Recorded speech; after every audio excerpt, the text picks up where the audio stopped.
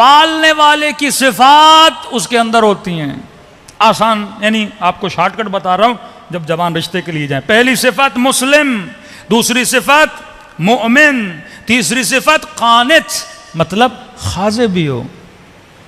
खवातीन के लिए पढ़ रहा हूं। एक खातून है रसूल खुदा के पास, या रसूल अल्लाह, मर्दों के लिए इतनी नेमतें, का कितनी नेमतें तुम्हारे लिए भी हैं या रसूल अल्लाह, आप इतने फजाइल पढ़ते हैं मुजाहिदों के, शहीद का ये रुतबा, शहीद का वो रुतबा, शहीद का इतना बड़ा दर्जा, क़यामत में शहीद को इतने मलाइक रिसीव करने आएंगे। या रसूल अल्लाह, हमारे ऊपर तो जिहाद वाजिब है ही नहीं, हम तो शहीद होंगी नहीं।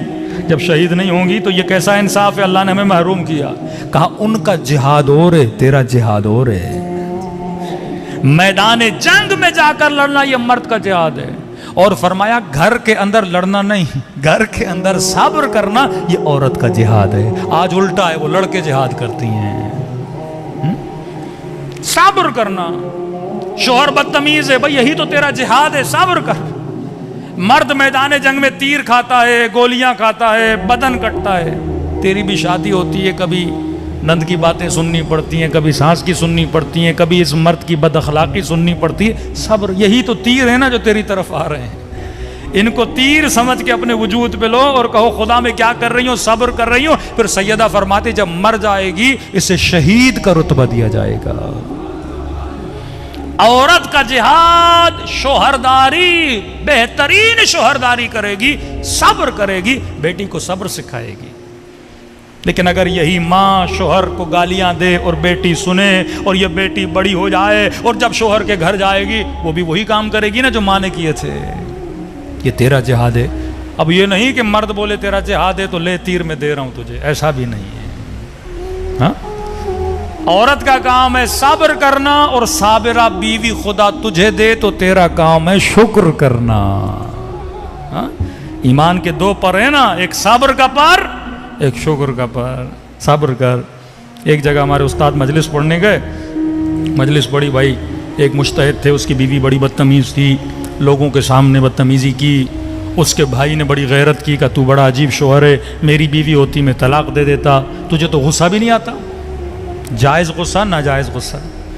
कभी कभी आपको गुस्सा आता है, अगले को नहीं आता। उसने कहा देख तेरी फिक्र और है, मेरी फिक्र और है। तुझे गुस्सा आता है, तू अपनी इंसल्ट मानता है। मुझे गुस्सा इसलिए नहीं आता क्योंकि मैंने अली का फरमान पढ़ा है कि अगर बीवी बेहतरामी करे तो मर्द क्या करे, सब्र करे। सब्र ईमान का आधा हिस्सा है। तो वो जो कर रही है करे, लेकिन मैं अपने लिए क्या बना रहा हूँ, जन्नत बना रहा हूँ। तो मौलाना कहते हैं हम मजलिस पढ़ के उतरे, अफ्रीका में पढ़ रहे थे, तो एक खोजे मोमिन आए। उन्होंने कहा मौलाना साहब मैं क्या करूं, मेरी बीवी तो बड़ी नेक है। हाँ, मुझसे तो बदतमीजी करती नहीं है, तो मैं ये सवाब कैसे कमाऊं। हाँ, अब भाई सवाब कमाने के लिए किसी का गंदा होना ज़रूरी नहीं है। तो मौलाना ने कहा कि देखो उसकी बीवी बदतमीज थी तो ईमान का आधा हिस्सा सब्र है, तेरी बीवी अच्छी है, ईमान का आधा हिस्सा शुक्र है। हाँ? हर हाल में अल्लाह का क्या अदा किया कर, या सब्र या शुक्र है, दोनों पर तेरे पास हैं। ये तेरा औरत का जिहाद क्या है। तो पहली सिफत मोमिन, दूसरी सिफत मुस्लिम, तीसरी सिफत कानित खाजे, चौथी सिफत ताइबात, अहले तौबा हो। अहले तौबा का मतलब जो गलती करे उसे गलती का एहसास हो। जिद्दी औरत से शादी न करना जो अटक जाए। हाँ गलती की है बंदा, गलती पे सब्र करे। आबिदात, जो अल्लाह की आबिदा औरत हो, नमाजी हो, मुत्तकी हो, परहेजगार हो, अहले मुसल्ला हो, अहले ज़िक्र परवरदिगार आलम हो।